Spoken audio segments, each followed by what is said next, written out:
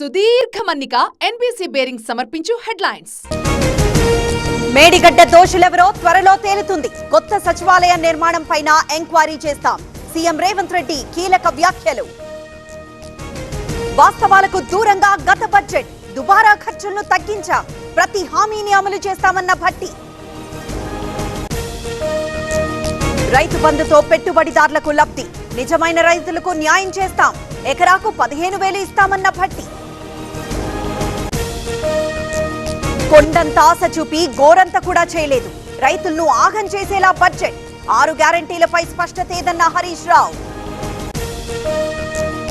అయోమయంగా 60 రోజుల కాంగ్రెస్ పాలన, అభివృద్ధి దెబ్బతింటే రాబడి, రెవెన్యూ తగ్గే ప్రమాదం, పథకాలకు నిధులెక్కడి నుంచి తెస్తారన్న కేటీఆర్.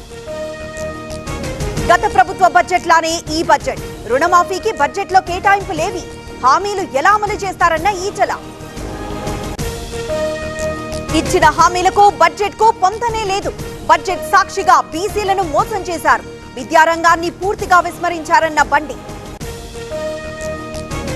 తెలంగాణలో ఒక సీట్ ఇవ్వాలని కోరాం, పొత్తుతోనే కాంగ్రెస్ పార్టీకి ఓట్లు పడతాయి, ఇండియా కూటమిలోనూ ఉన్నామన్న చాడా. అమిత్ షా చంద్రబాబు భేటీనే పొత్తుకు సంకేతం, బీజేపీ, టీడీపీ, జనసేన కలిసి పోటీ చేయొచ్చు, సీట్ల పంపకంపై చర్చ జరుగుతుందన్న టీజీ వెంకటేష్. మేడారం జాతరకు 6,000 బస్సులు 18 నుంచి 25 వరకు నడపాలనే నిర్ణయం, అదనపు ఛార్జీలు వసూలు చేయడం లేదన్న సజ్జనార్. పొత్తులపై బహిరంగ విమర్శలొద్దు, భిన్నాభిప్రాయాలుంటే తన దృష్టికి తేవాలి, జనసేన నేతలకు పవన్ కళ్యాణ్ లేఖ. 7 ఎంపీ స్థానాల్లో పోటీ చేయాలి, జనసేనకు హరిరామజోగయ్య లేఖ, సామాజికంగా అనుకూలమని వ్యాఖ్య. జీహెచ్ఎంసీలో కాంగ్రెస్ జెండా ఎగరవేస్తాం, దొరల గడిలోంచి తెలంగాణ బయటకొచ్చింది, గతంలో మంత్రిని కలిసే పరిస్థితి లేదన్న బాబా ఫసీయుద్దీన్. హైదరాబాద్ లో నేషనల్ హోమియోపతిక్ సమ్మిట్, హాజరైన జూపల్లి రామేశ్వరరావు, చిన్నజీఆర్. హోమియోపతిపై భవిష్యత్ తరాలకు అవగాహన.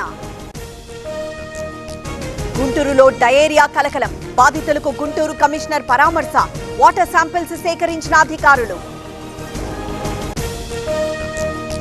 కోడుమూరు వైసీపీ ఇన్ఛార్జ్ ను మార్చాలి, సీఎం జగన్ కు కార్యకర్తల విజ్ఞప్తి, నాన్ లోకల్ వద్దు, లోకల్ ముద్దు అంటూ నినాదాలు.